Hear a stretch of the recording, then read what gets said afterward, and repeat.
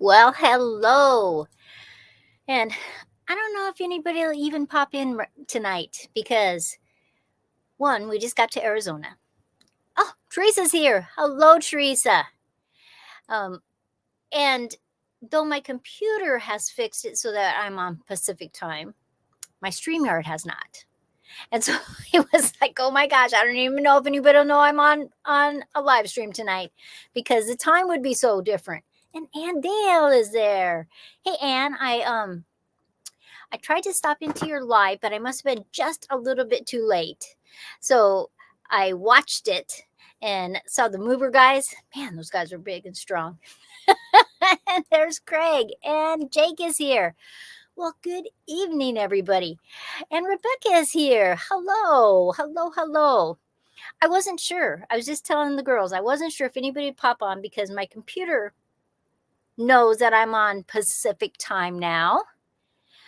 But my StreamYard does not. It keeps telling me I'm at 6:30, and it was like, oh my gosh. And Kathy is here from Washington State.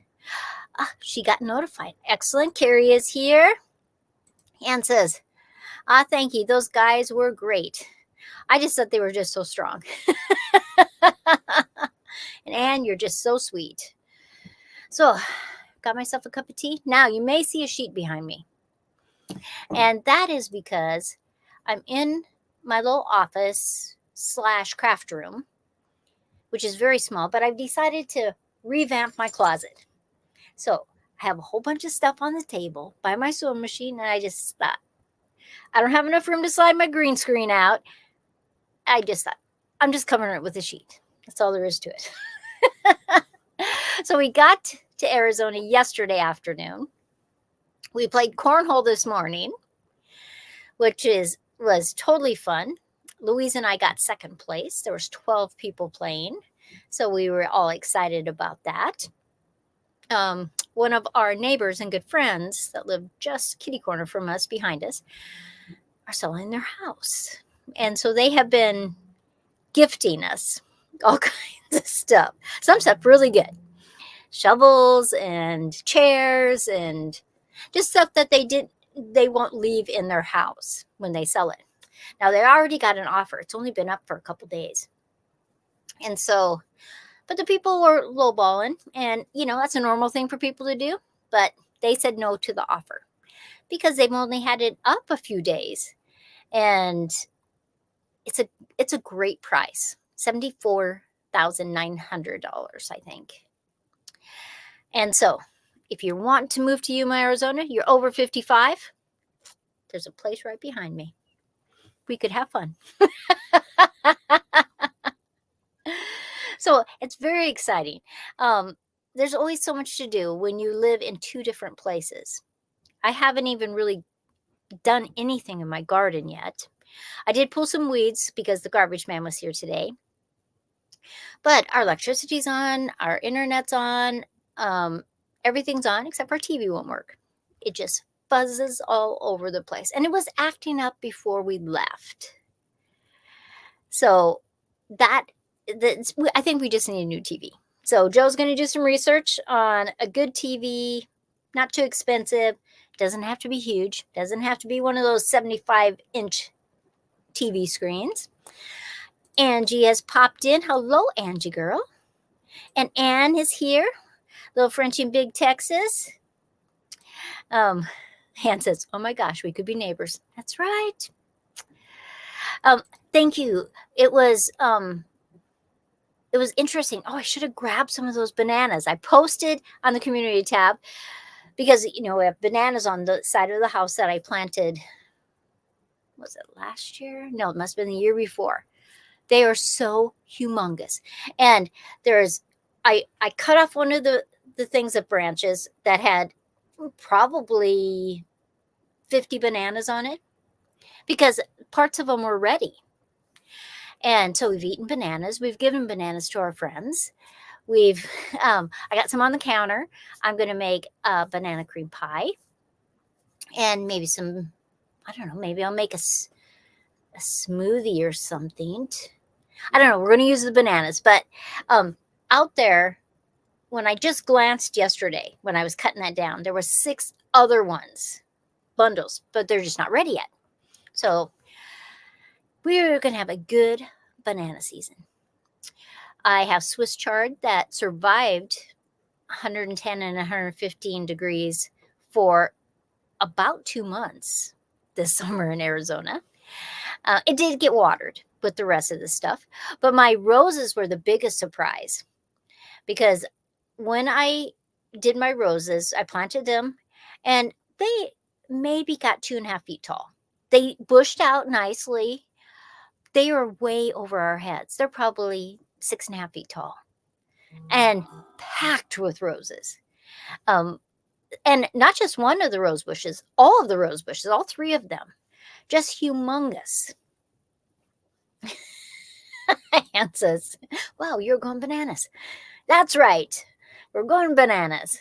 So, but, you know, when you go to the store, you get a little bundle of bananas. It has 6 of them, has, maybe 8 or 12 sometimes. Well, when you grow banana trees and you cut them, it's like this great big stalk of bananas. It's just fabulous. And so I'll do a little video this week. I'd like to get my office in order. Now, I could have just left everything in the closet the way it was, but it just wasn't organized for me. And now I have the canvases all on top. Then I have all my paints. Then I have my bead stuff, and then I have my felting stuff. So it's just coming along. It's fabulous. And Rebecca is in. Hello, Rebecca. How are you? And Karen is in. Look at so many people that I have been friends with for so long on YouTube. It is just fabulous. And then lots of new people. It's fabulous. So what do you do when you move to a new place? Well, this is our 4th year of coming down. It doesn't seem that it's been that long. But for 4 years, we spent half of our life in Yuma, Arizona.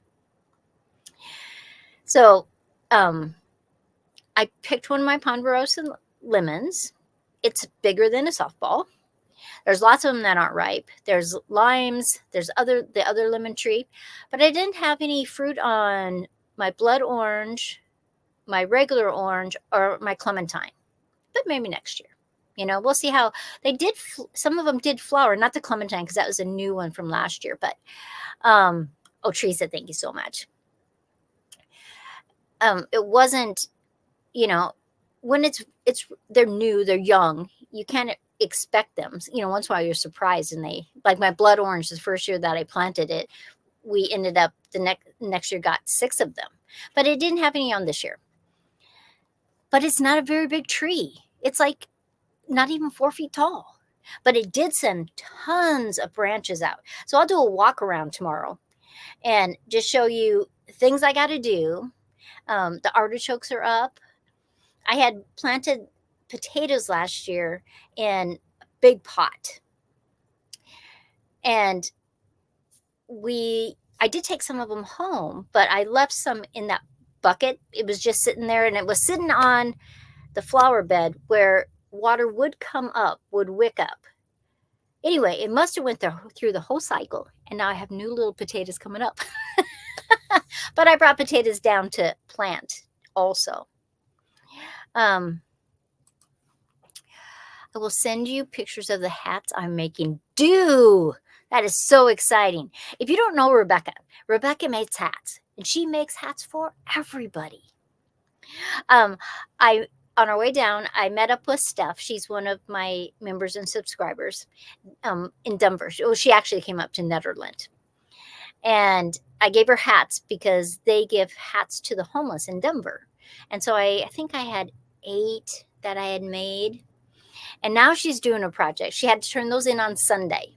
Now she's doing a project that there's this camp someplace in Colorado, not really sure where in Colorado, that if you're a cancer survivor, you can go there, and it's open year round.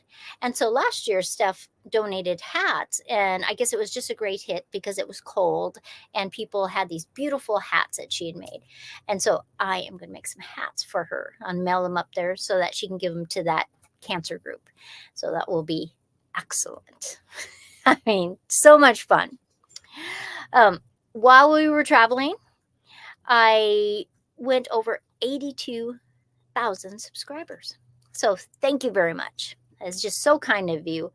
And I just totally appreciate it. And sorry, I've been talking so much since we got down here. My throat is kind of sore. So I made some hot tea when it's, it's 85 degrees and I'm drinking hot tea. And John is here. John is the Unpaved Explorer. But make sure everybody, you check out all these different channels in the chat. Just so exciting. Now, in November, I am going to start a live stream that is Meet My Friends. And they are YouTube channels and people that I have known and love their channel. And Ann Dale is actually going to be my very first guest. And so, Ann, I haven't worked it all out day and time, but I will let you know as soon as I get that all set up. And so if you have a channel and you would like to be a guest, let me know. Actually, you could be a guest and not have a channel because I can give you the code and you can come up as long as you have a camera so that we can see you. That would be great fun. So Joe has been busy.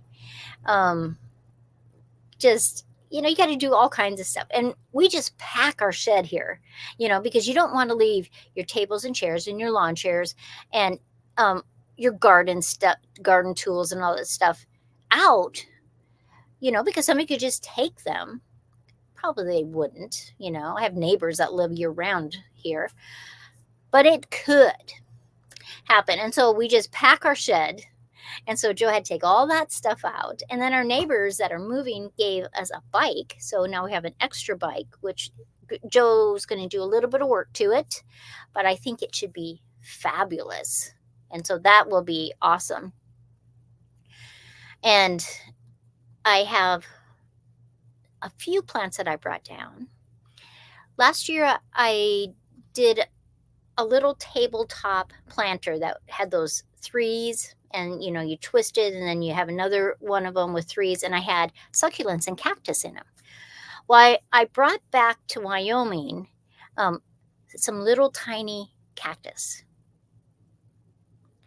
And I brought them back down here because I'm going to plant them in the ground. And they're about 10 inches tall. I would have never dreamed they would have grown that fast, but they were in the greenhouse and they must have liked the heat and no wind. And so I'm totally excited about that.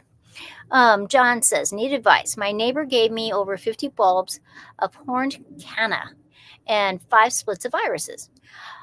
Should I store them in the basement just in a cardboard box, or should I wrap them in newspaper? Well, the irises, I would just plant. The cannas, it's probably too cold where you are, John, to keep them out.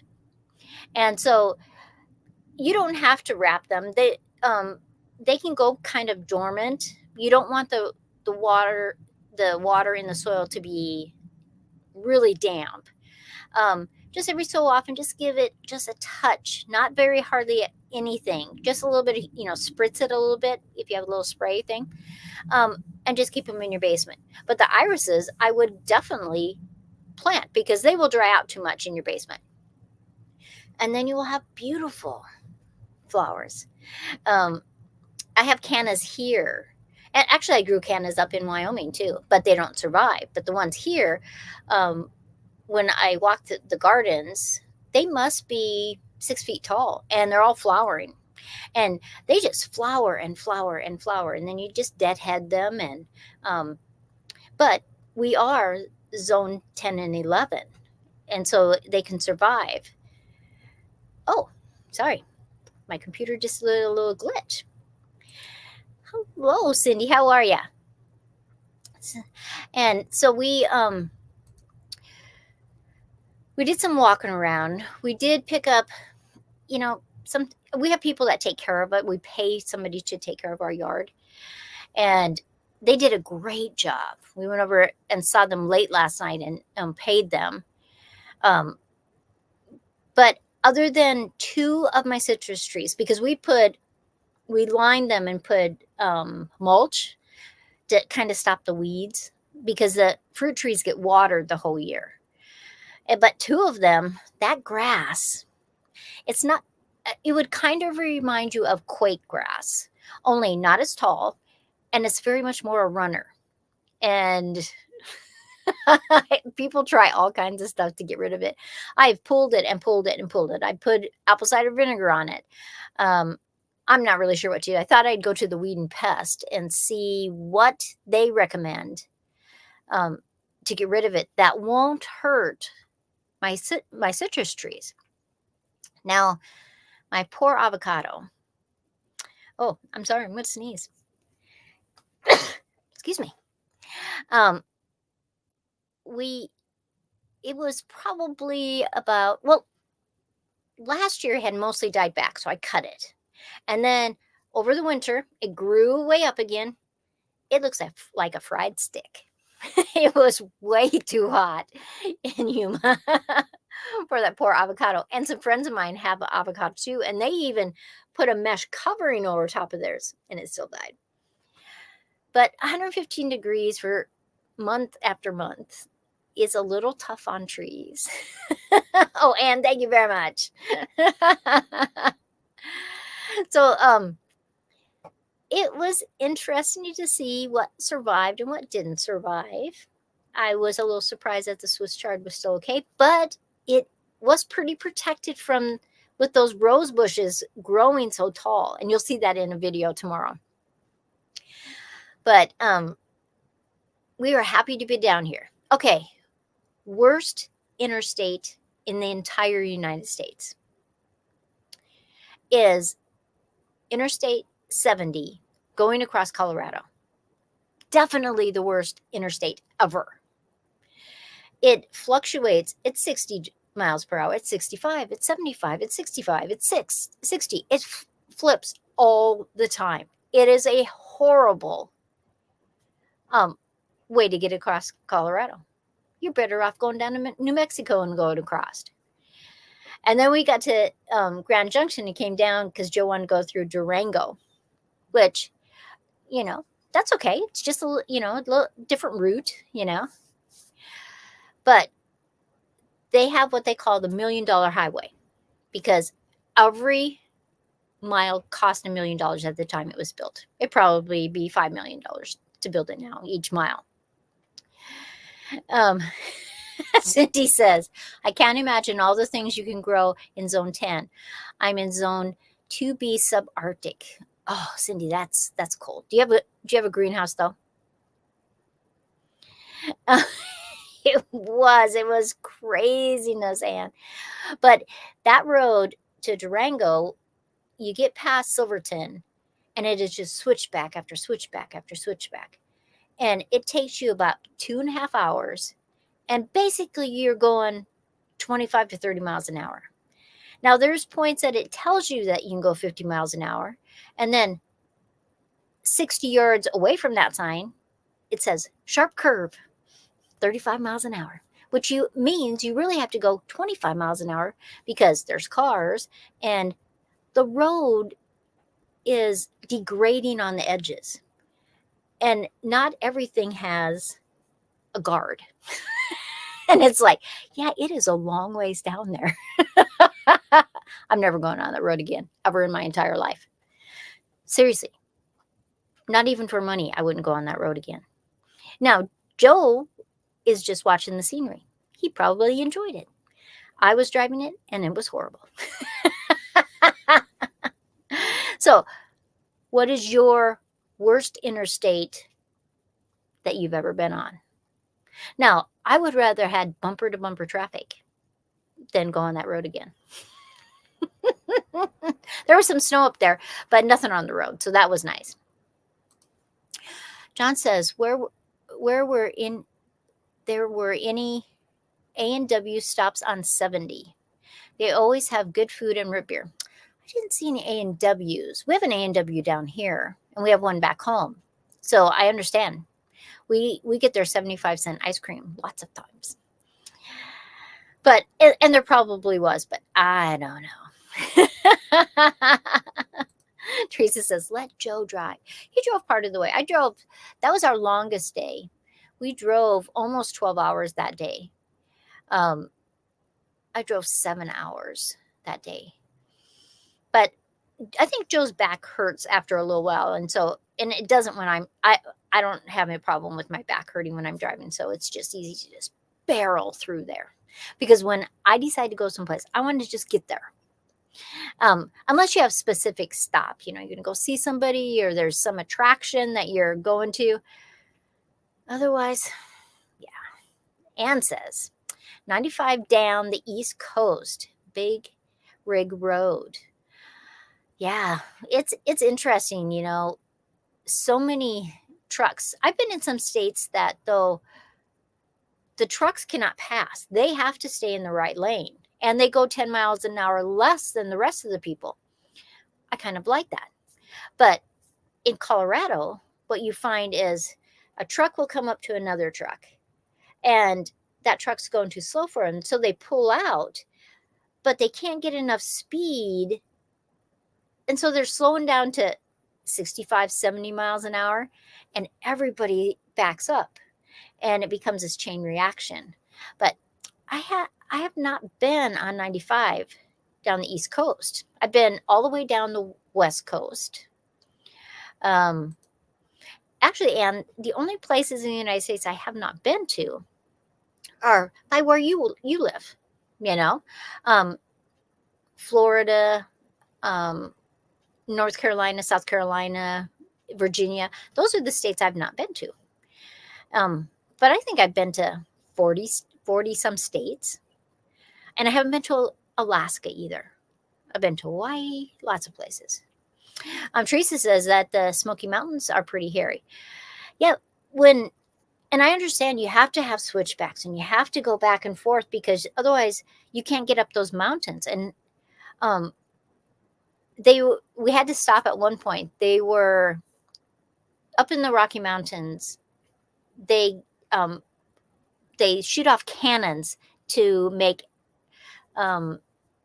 avalanches so that they can control them. Well, they had stopped traffic because there was guys up on the mountain and they were putting these sonic boom things up there. And I'm sure that will really help and make it less dangerous because they don't want an avalanche coming down and people are driving around the road. And so they have to do stuff to knock that snow down when they think it's dangerous.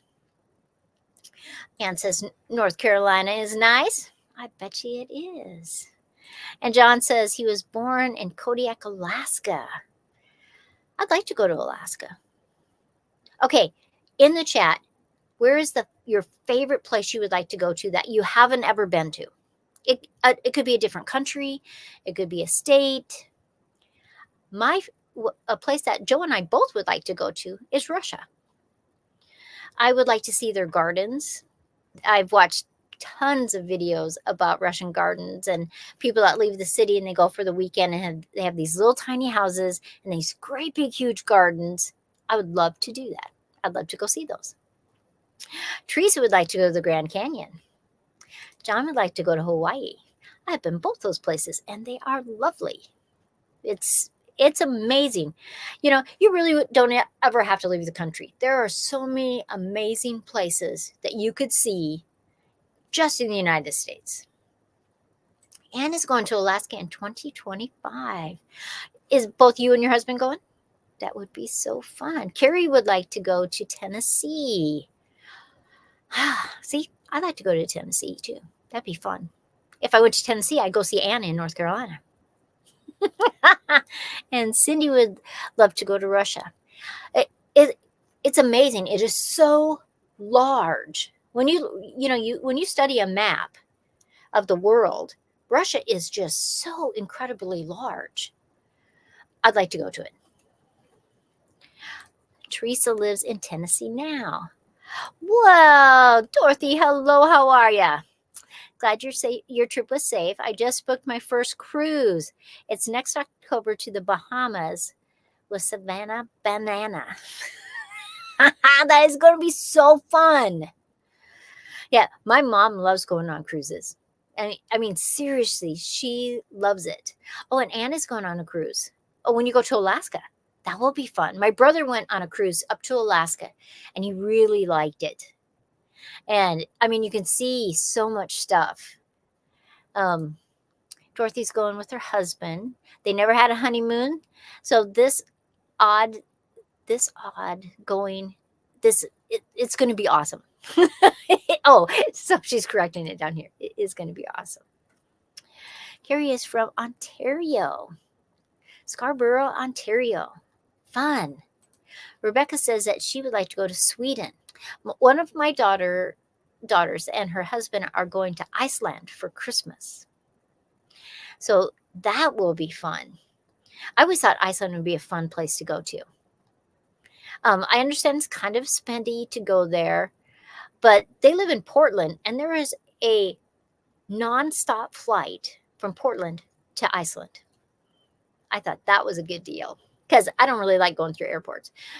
It's one thing if you have a lot of time, but if you're rushed between one flight to another flight, it's very stressful.